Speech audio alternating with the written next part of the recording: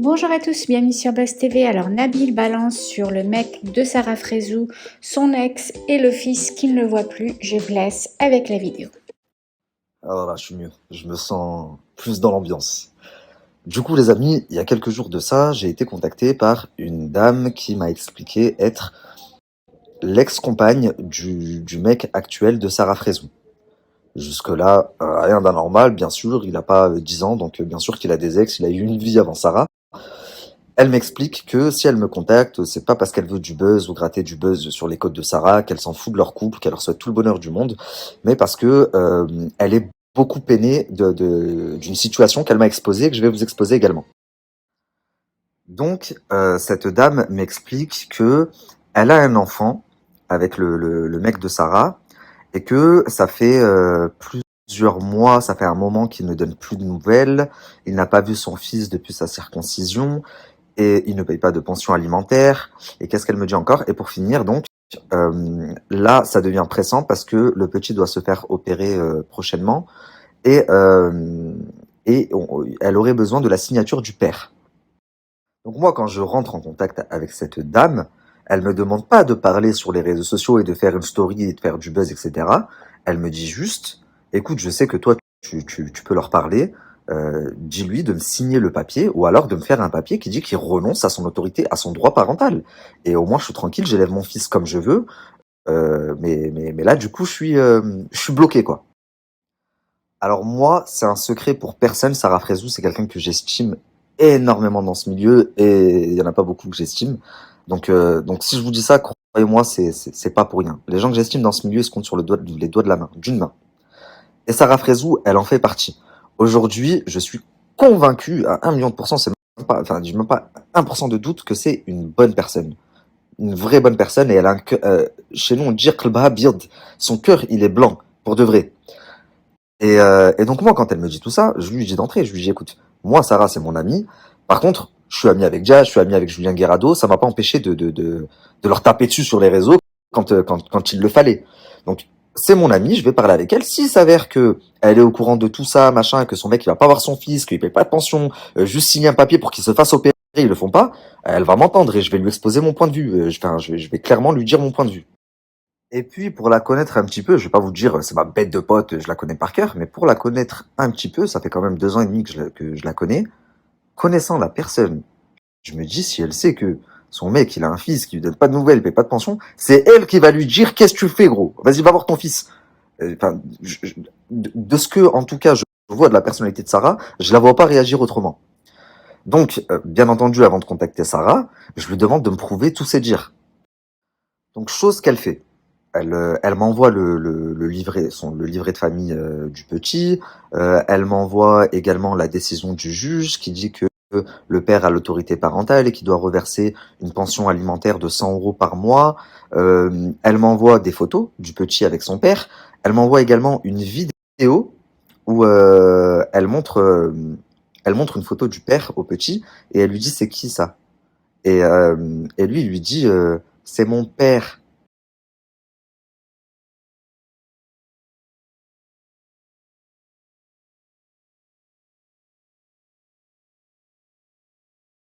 Juste avant de vous expliquer ce que m'a expliqué l'autre partie, je tiens à préciser, là je vous ai mis quand même la décision de justice. J'ai caché volontairement le nom du mec de Sarah, du père, parce que le nom qu'on vous donne sur les réseaux sociaux, c'est pas forcément, enfin c'est pas son vrai prénom qui a sur sa carte d'identité.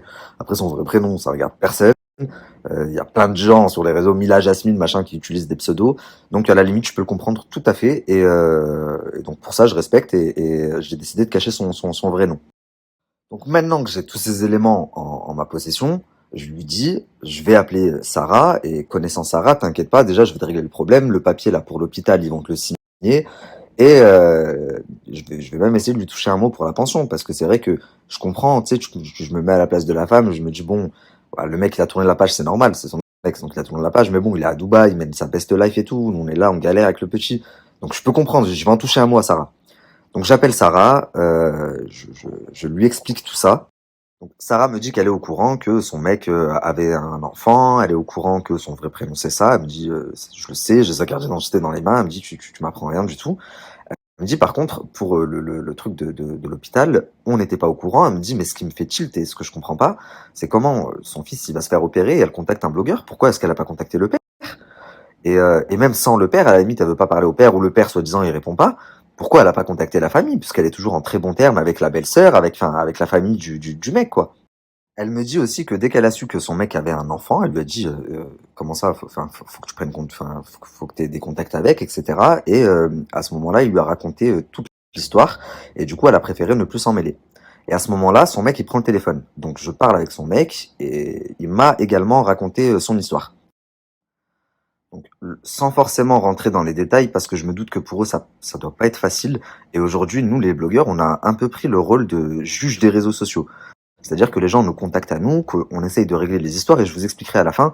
Bon bah là, Zora Pouki en a parlé, mais sinon je l'aurais même pas sorti sur les réseaux sociaux, parce que j'aurais réglé le problème, et voilà. Et comme tant de fois j'ai fait, il y a beaucoup de fois où je règle le problème entre tel influenceur et telle personne, et j'en parle pas sur les réseaux sociaux parce que c'est réglé. Quand j'en parle sur les réseaux sociaux, justement, c'est que soit ça sort par la suite, et du coup j'argumente et je donne la vraie version, ou soit bah il y a pas moyen de s'arranger, et à ce compte-là, oui, j'en parle sur les réseaux sociaux, et pour faire bouger les choses. Donc, son mec m'explique que oui, c'est une fille qu'il a fréquentée, il a un enfant avec elle. Elle est venue sur Cannes en vacances et il a passé 2 mois avec elle. Elle est tombée enceinte, étant donné qu'il sortait pas, enfin que c'était pas sa, ils étaient pas en relation. De ce qu'il me dit, ils étaient pas en relation, ils étaient pas en couple quoi. Ils ont passé 2 mois ensemble, des vacances sur la côte, et à la fin des 2 mois, il lui annonce qu'elle est enceinte. Donc lui, il lui explique qu'elle peut pas le garder parce qu'ils sont pas en couple, ça fait que 2 mois qu'ils se fréquentent, etc. Et elle lui dit oui, t'as raison et tout, mais par contre pour avorter, j'ai besoin d'être avec ma grand-mère, je préfère le faire avec ma grand-mère, c'est comme ma mère, etc., etc.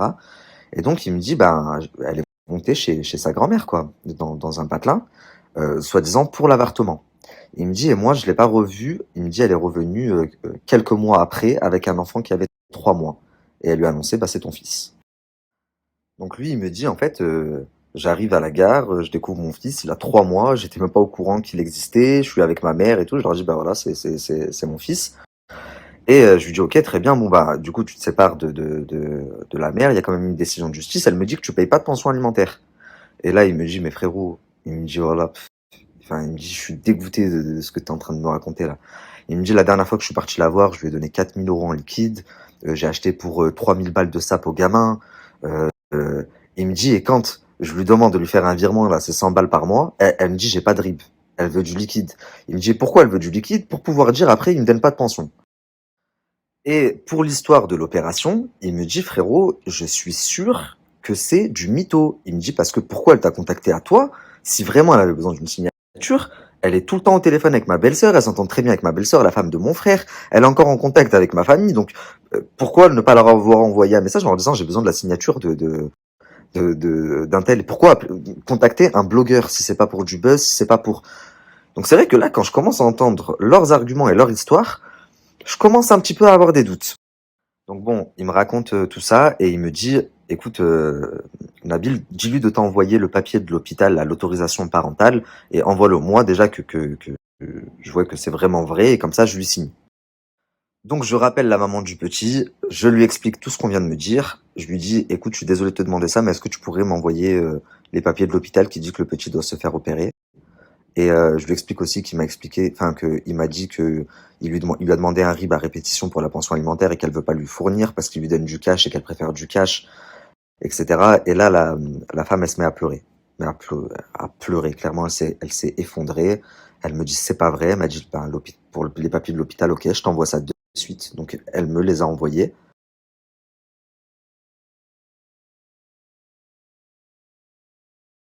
Pareil pour la pension, elle me dit, c'est pas vrai. Elle m'a dit, s'il m'avait donné 4 000 € en liquide, ben, ça aurait fait la pension de l'année, je lui aurais plus rien demandé. Elle me dit, et là, tu sais quoi, au final, même l'opération, c'est moi qui la paye. Elle m'a dit, je veux même pas de son argent, je veux juste qu'il me signe le papier, machin. Donc je le rappelle, lui encore, il rentre plus dans les détails parce que elle m'explique des choses sur son passé, puis lui, du coup, il m'en explique aussi. Et je comprends qu'en fait, au final, c'est une relation un peu conflictuelle parce qu'il y a eu des trahisons, des problèmes de justice, des délires sans trop rentrer dans le détail. Mais moi, ce qui m'importe le plus à ce moment-là, c'est pas qui a raison, c'est pas est-ce que c'est Sarah et son mec qui a raison, est-ce que c'est la meuf qui a raison? Non, ce qui m'importe, en fait, c'est le petit garçon. Je me dis, il a rien demandé à personne, miskin. Et il doit se faire opérer dans pas longtemps. S'il faut un papier, il faut qu'il ait ce papier signé. Et même par rapport à l'argent, c'est quoi 100 € par mois? Si vraiment il les donne pas, enfin, je trouve ça un peu regrettable, quoi. Et donc, c'est ce que je leur dis aussi au téléphone quand je les ai. Je leur dis, moi, ce qui me fait de la peine, je disais, c'est le petit qui empathie, quoi. Et Sarah, elle me donne entièrement raison. Elle me dit, mais t'as complètement raison. Mais le problème, c'est que, enfin, lui et la mère, c'est la guerre. Donc, au final, c'est le petit qui empathie. Donc, et je leur dis, la solution, c'est quoi, du coup? La solution, ben, lui, il dit, bah, moi, je vais aller voir mon fils et tout, mais j'irai le voir avec un avocat, en gros. Euh, J'irai pas le voir que lui et sa mère. C'est pas possible. En plus, elle contacte des blogueurs. T'es pas le seul. Elle a contacté un tel, un tel, un tel. Donc, qui sait ce qu'elle peut faire. Moi, à la limite, tant que le petit, il voit son père et tout. Enfin, c'est même pas mes histoires. En vrai, je m'en fous. C'est juste que le petit il m'a fait de la peine. Et surtout, c'était l'opération. Et enfin bref, je raccroche avec Sarah et son mec et il m'envoie un message dans la foulée et j'en attendais pas moins d'eux en fait. Et c'est pour ça que j'en ai pas parlé. J'aurais pu en parler il y a déjà plusieurs jours. J'en ai pas parlé parce que pour moi c'était réglé.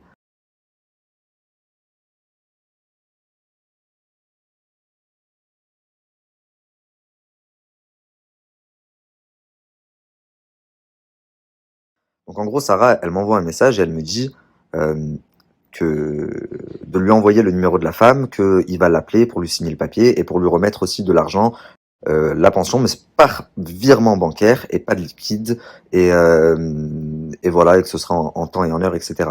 Et là, je me dis, voilà, je suis pas fou, j'ai pas vu en Sarah ce que j'ai vu pour rien. C'est une bonne personne, et je lui dis, c'est bien, t'es une bonne personne, et, euh, et voilà, sauf que le lendemain, je crois, ouais, le lendemain ou un jour après, il y a d'autres blogueurs qui l'ont sorti.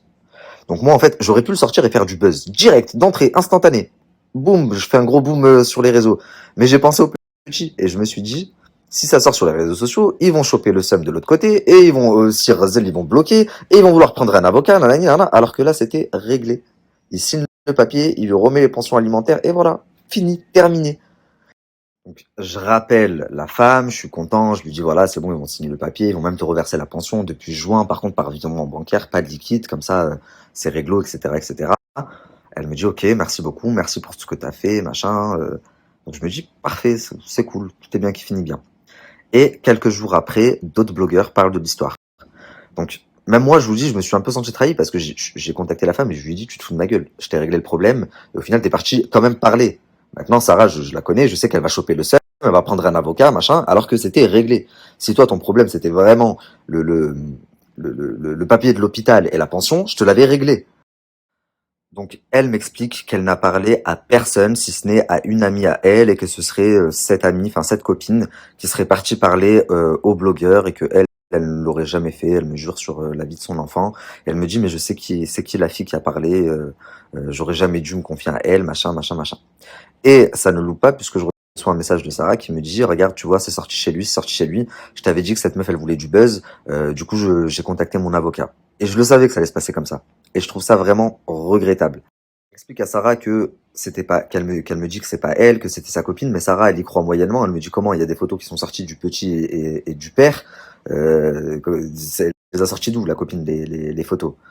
Et donc à partir de là, je me dis putain merde, je perds la main du coup, alors que j'avais réglé le souci, et je perds la main parce que deux trois blogueurs se sont dit ouais on va faire du buzz, on va être repartagé, on va prendre des vues. Alors je peux le comprendre parce que moi aussi j'étais trop attiré par ça avant, etc.